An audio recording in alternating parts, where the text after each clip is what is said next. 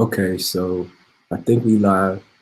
What we doing right here is we going live, and the topic of this particular discussion is going to be the reparations argument, the 2020 election cycle that's coming up.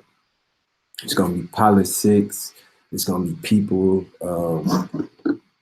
and I mean, we just want to put the information out there so that people can be aware of what's going on, aware of what the factors are. So without further ado, we're going to get right into it. Everything we're going to be referencing is all facts. None of this is going to be my opinion. It's not going to be assumption. It's going to be research that you're going to be able to look up on your own. And for starters, what I want to do is share the screen so you can sort of see what I'm looking at.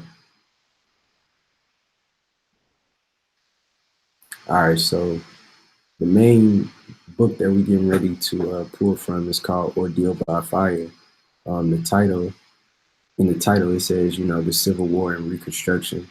It does go a lot into the war, but mainly what we're going to use the book for is to set context and to provide information on what the conditions were, particularly in the country. So as you can see, it starts with a couple maps. A lot of this is showing the path of the war, things that were going on. As you can see in the table of contents, it starts with American modernization, 1864. We're going to be looking at part 1 and part 3. So part 1 describes the coming of war. So it gives you the conditions 1800 to 1860. We're going to talk about the antebellum South, what that was and what that even means, the ideological conflict over slavery. We're going to talk about Texas, Mexico, and the Compromise of 1850, what filibusters are, the term fugitives and nativists, Kansas and the rise of the Republican Party, the crisis between 1857 and 1859, the critical year of 1859 to 1860, and then we're going to talk about secession and the coming of the Civil War. If you want to get into the details about the Battle of the War, that's what part 2 is about. But we're going to skip part 2, and then we're going to move into part 3, which is going to be Reconstruction. So let's go ahead and jump right into part 1.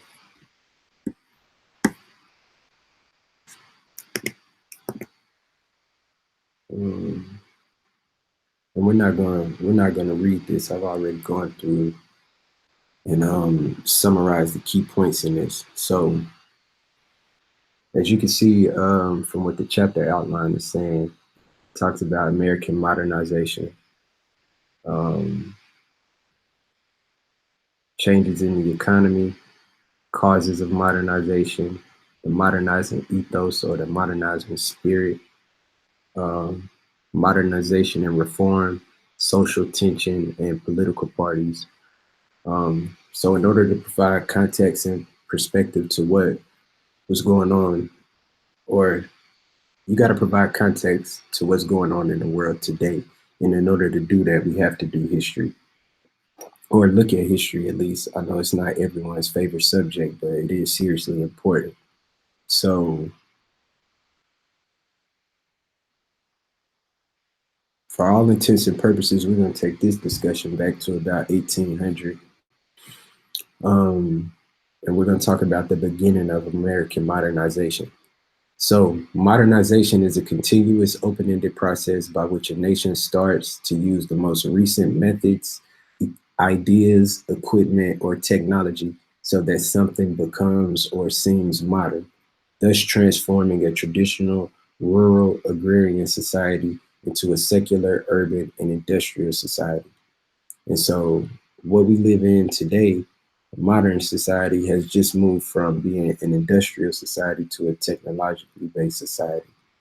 So, for all of you viewing this presentation, first thing I want you to do is try to put your mind, or at least adjust your mindset to being that of somewhat of 1800s. So I know this is going to be pretty tough, but I mean, you got to think, who would you have been in the 1800s? Would you have been a first generation Irish peasant? Would you have been a yeoman farmer, a slave, a planter, an early industrialist, or just a free man who worked from his labor? So put yourself in that state of mind, um, and just try to visualize their experience. What was their home life like? What tools did they have to work with? Um, what was the political, social, and economic environment like? Some things that are accepted today and that are done today wouldn't have been accepted or done in the earlier periods of time. So in the 1800s, you got to remember that is the Industrial Revolution. So during this period, the conditions of life were greatly changing in America and in Britain and some of the more progressive nations. Um, but in 1800s, or in 1800 in particular, the United States was still an agrarian society. That means that most goods were manufactured in the home by hand. Sailing vessels carried most of the trade.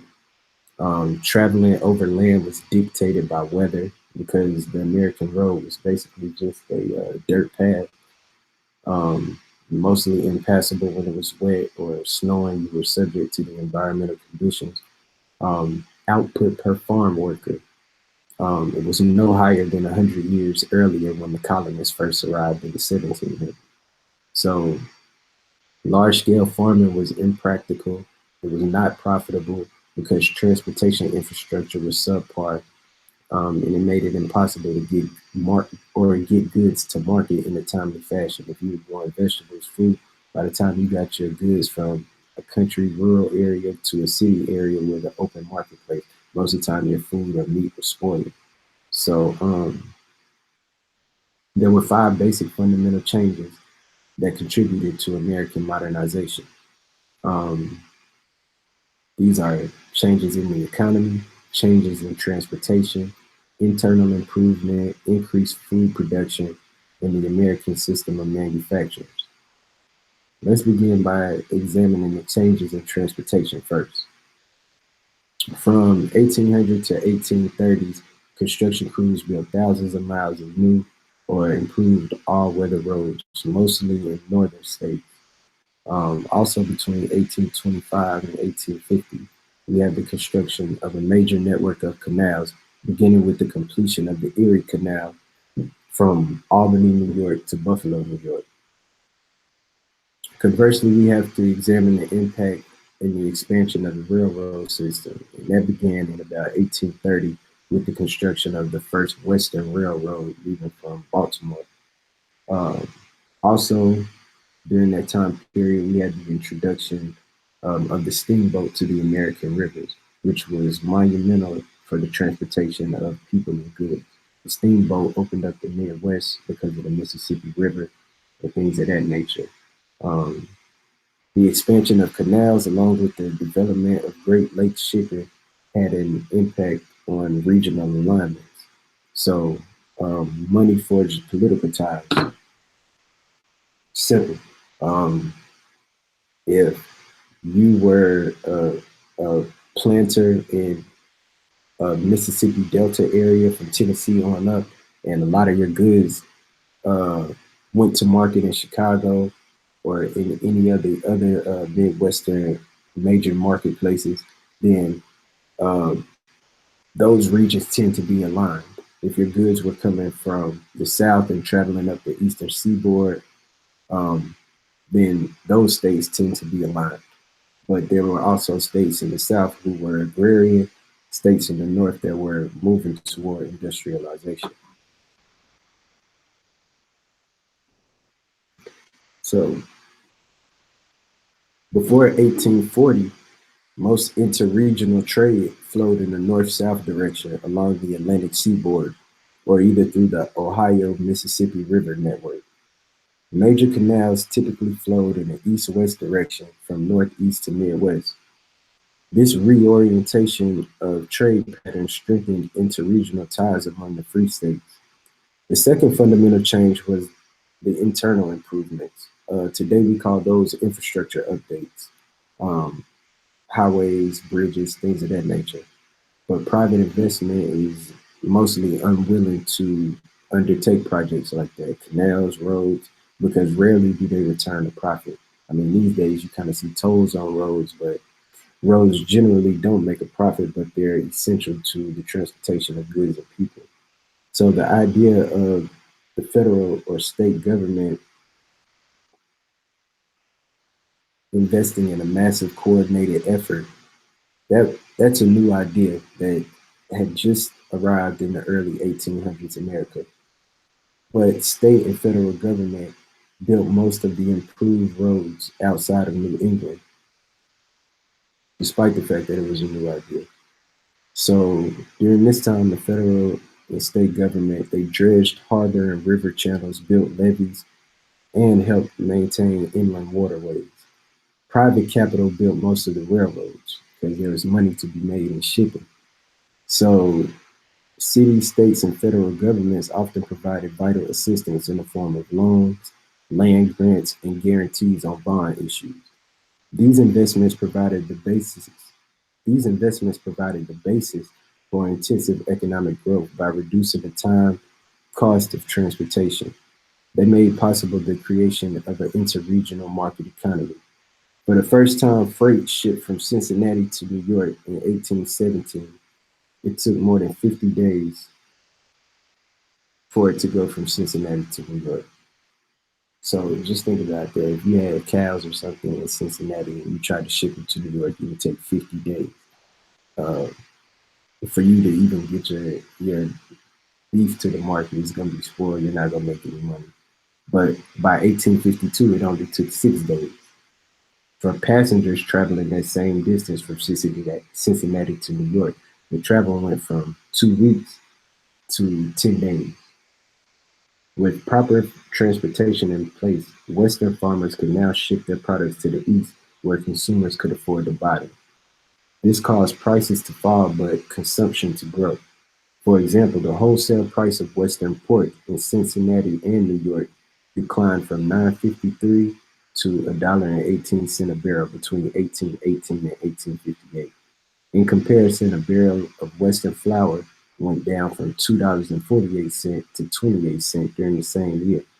The cumulative effect of such cost reductions was to lower the wholesale price index for the United States by about 40% and the cost of living index by about 15%. The third fundamental change was the increased food production. The creation of a nationally connected market, improved transportation, enabled farmers and manufacturers to achieve specialization and economies of scale. Between 1820 and 1860, total output of food crops increased fourfold, and the percentage of that production sold in the market instead of being consumed on the farm doubled. The increase in food production could not have occurred without the numerous technological innovations in agriculture that took place during that period. The fourth fundamental pillar of American modernization was the American system of manufacture. And this was pretty ingenious. Um, Household production of handcrafted goods peaked in 1815. And with that, we had the emergence of shop or factory produced goods to satisfy regional and national markets. Generally speaking, businessmen and engineers tend to adapt technology to their own needs and then improve it. Thus, the basic inventions of the British, such as the steam engine, the motor, the iron bridge, the locomotive railway, and modern firearms, were mostly improved in the 1820s and 1830s by Americans. Most importantly, was perhaps the sewing machine, created by Elias Howe of Massachusetts in 1840. Because America was young, Americans built cheap and light textile machinery. Just as today, technology advances rapidly. So when American machines wore out after a few years, it could be cheaply replaced with newer and better machines. This was called the American System of Manufacturing, and that simply refers to the mass production of machines made with interchangeable parts.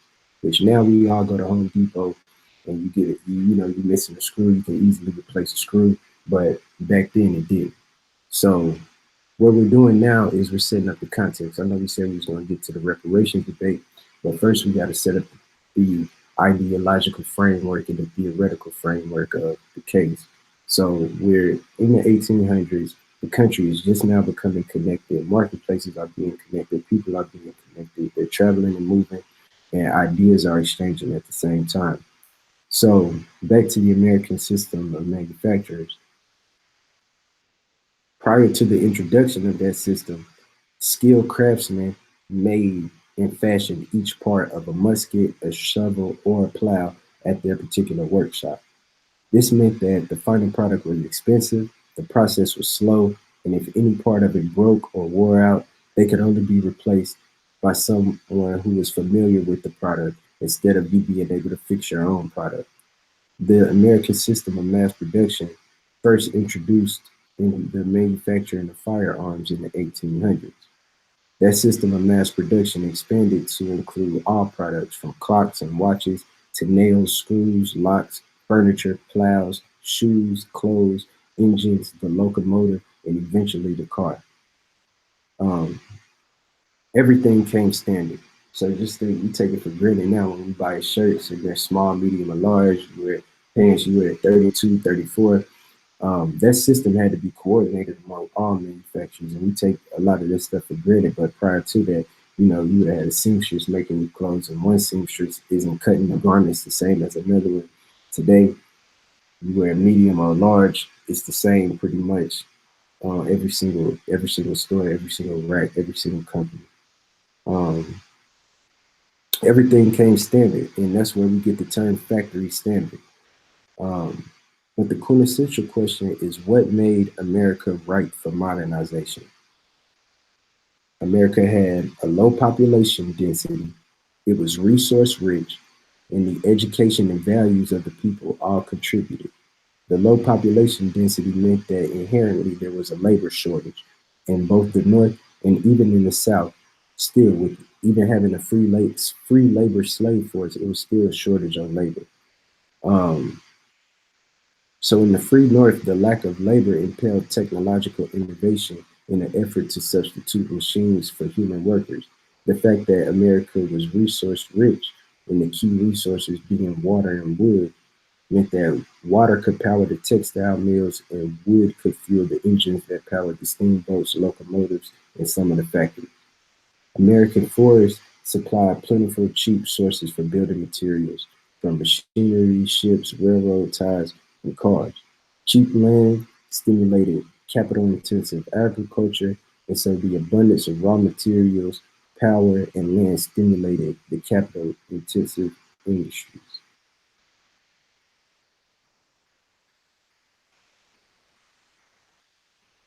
America was also ripe for modernization because of the overall education and values that permeated the nation.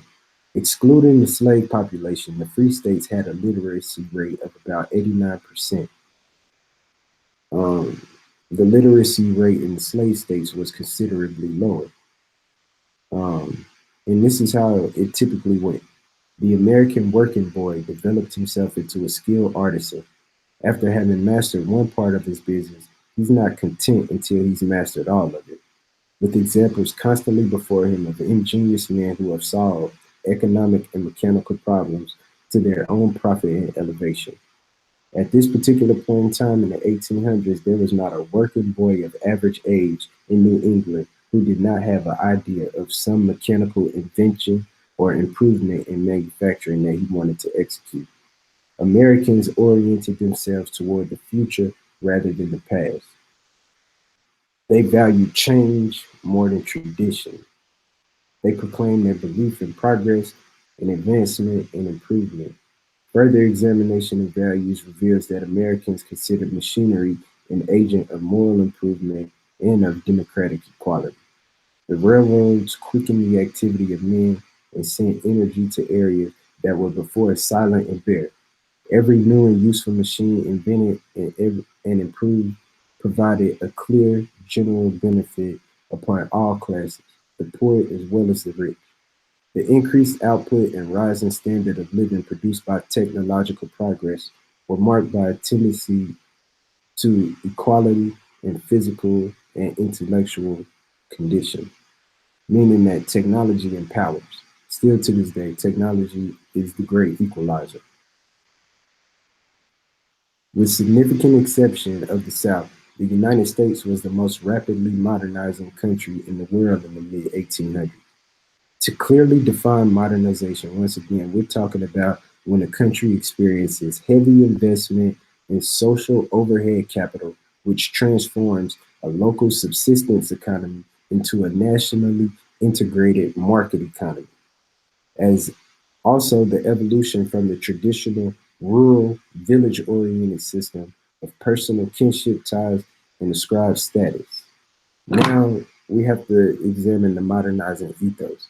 Now, ethos is just a Greek word that describes the characteristic spirit of culture of an era or a community as it is manifested in beliefs and aspirations, spirit, character, and atmosphere, mood, or essence. American modernization had its roots in a value system associated with the Protestant work ethic. German sociologist Max Weber, in his work, The Protestant Work Ethic, or German sociologist Max Weber, and you have to get familiar with Max Weber. Um, but he described the Protestant work ethic in the spirit of capitalism and questioned why the most societies in the world were Protestant, and more specifically Calvinist. The Calvinist theology affirmed the doctrine of salvation by election. This accompanied by the belief that worldly success was a sign of God's favor. Also, the concept of the calling, that people are called by God's vocations, no matter how great or humble, are equal in his sight, and whose diligent performance is a sacred duty. There was also an injunction against waste, that wealth must be used to the glory of God through stewardship to humankind rather than squandered in conspicuous consumption and easy living. This combination of beliefs created a value system that Weber described as worldly asceticism: hard work, thrift, sobriety, reliability, self discipline, self reliance, and the deferral of immediate gratification for long range goals.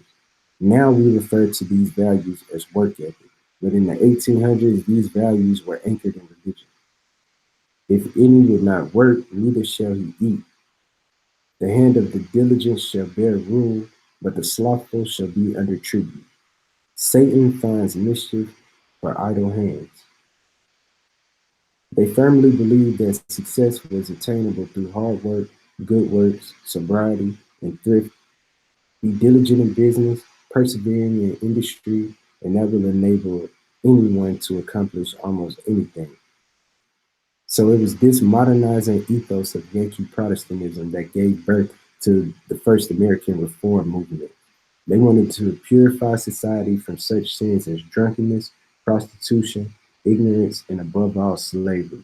So, like I said, once these people from these different regions in the country get to moving around in different places, these ideas start to exchange. And once these ideas start to exchange, they start to see, oh, what I thought was acceptable here, it's not acceptable. It actually doesn't make sense. It's pretty barbaric, it's backwards.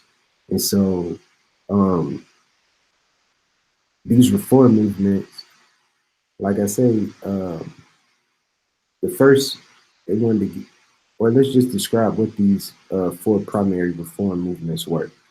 The temperance movement, they wanted to get rid of alcohol and drunkenness. Education reform, the women's rights movement, and the anti-slavery movement. Those were the four major primary reform movements. Um, Education reform arose out of education as a form of human capital formation. In order to build up the human resources, which are to economic growth and modernization, they had to find some type of way to educate the population on a mass scale. That makes sense. So investment in education, it temporarily removes young people from the labor force. but in the long run, it increases their aptitude, skills, and productivity. Intelligent laborers can add much more to a business than someone who is unlearned. Education reform owed much of its impetus to Protestantism. The Puritan emphasis on the ability to read the Bible and understand theology made New England the most literate society in the world. So that was one of the major benefits of religion or being a Protestant, is that they firmly believed that you needed the ability to read the Bible in order to save your soul. Prior to that, while they left the old world, the Catholics didn't want the people to read the Bible, which is why when you go to the older Catholic churches and you look at the stained glass windows, they'll be telling the stories of the Bible. Or you look at the frescoes on paintings on the chapels in Italy, there'll be drawings of the different scenes throughout the Bible, because the Pope kept control over the population by making them illiterate, and only the cardinals and the people who were high-ranking officials in the church were supposed to be reading. Um, so as early as 1830, New England and New York had public school systems that reached at least three-fourths of the population. The essential task of education is by moral and religious instruction, for it to be given daily to inculcate the habits of regularity, punctuality, constancy, and industry.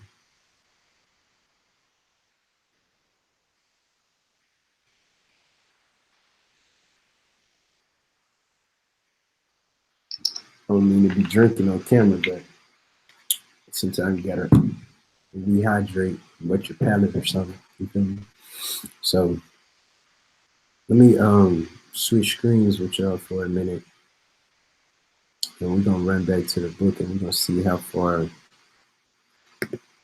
we've gotten today. So here we talked about those changes in transportation. So you can kind of see the major canal systems in 1860. If you look at your major cities right here, like New York, Newark, New Jersey, um, up here in upstate New York, you could get all the way to the Great Lakes, Rochester, New York, on down to Buffalo, connecting Cleveland, Ohio here, all the way to Pittsburgh, Columbus, Ohio, as far as Louisville, Kentucky, even to Chicago to get you to the Illinois River. Um, Down here, you see the railroads. This was a railroad system to the left in 1850, right here.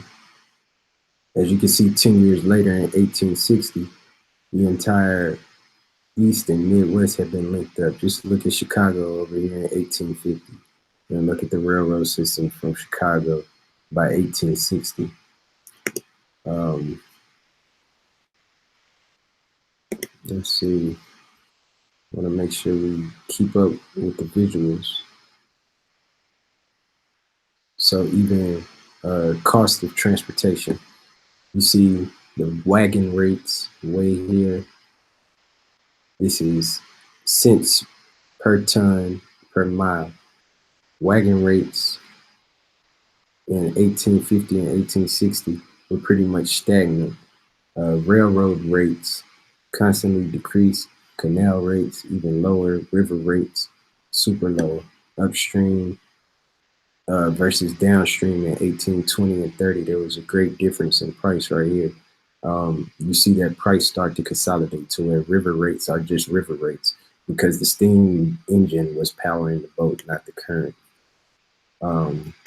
Talked about the American system of manufacture, the causes of modernization, the modernizing ethos, temperance movements, education. Yeah, let's hone back in right here on education. All right. So, like we talked about, schools also could help. Well, technology is a great equalizer, and education is also the great equalizer, because schools could uplift the poor by equipping them with the value, skills, and that were necessary for them to function in a modern capitalist economy. And not all education took place in school. In addition to such institutions as the family and the church, reformers discovered lecturing to be the most effective way to spread their message. As far as women's rights is concerned, we have to acknowledge that before 1815, the family had been the principal unit of production. Mothers and daughters tended to gardens and farm animals. They spun and wove clothing, sewed garments, dipped candles. After 1815, as the country became industrialized, um, the economy became more diverse, and some unmarried girls went to work, as well as young women who were single. They went to the textile mills for work. They began earning their own money, experiencing independence. Others stayed home to help their mothers. Um, and still at that time, very few married women worked outside the home. As production shifted from the household to the shop, factory, office, commercial agriculture, and the husband went out of the home to work, separate spheres began to emerge for men and women. Men gravitated toward work, commerce, and politics. Women gravitated toward the domestic circle of the household and the children. Domestic feminism had begun to emerge. The old patriarchal domination of the wife and children had eroded as the father went out of the house each day to his sphere. It left the mother in charge of nurturing, socializing, and educating the children. By the 1850s, three-fourths of the American public school teachers in New England were women, and the school ma'am was spreading throughout the South. Out of this first women's rights movement, childhood emerged as a separate stage of life. The birth rate declined by 23% between 1810 and 1860. This freed women, especially those of middle and upper classes, from more activities outside of the home. Many of the activists in the temperance movement and anti-slavery societies, church, and other reform movements. So the activists were mainly women, anti-slavery, church, temperance. A lot of that was driven by women of the time. But yet there were unfair laws that turned their property over to husbands. When they married, it made divorce cruel and expletive or almost impossible in some states. It denied women the right to vote or hold public office, and there was always a resistance to change. So modernization produced a lot of social tension. Not all groups in America participated equally in the modernization or the modernizing process, and not all groups accepted the values that it promoted. The most important group that opposed this modernizing process was the South as a whole, but divisions existed among the populace of the North as well. So we have to examine the divisions, mainly versus the Catholic versus the Protestant values. Um, so we'll talk about the Protestant values and their influence in reform um, on the next particular presentation. So this was our first one. Thanks for tuning in. I don't know what the audio is going to be like.